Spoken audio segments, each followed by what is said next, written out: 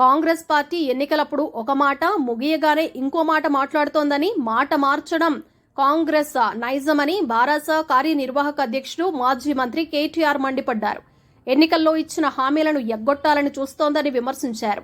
బండి సంజయ్ బాహాటంగా కాంగ్రెస్ భాజపాలు కలిసి పనిచేయాలంటున్నారని, ఎవరి టీమో ప్రజలు ఆలోచించాలని అన్నారు.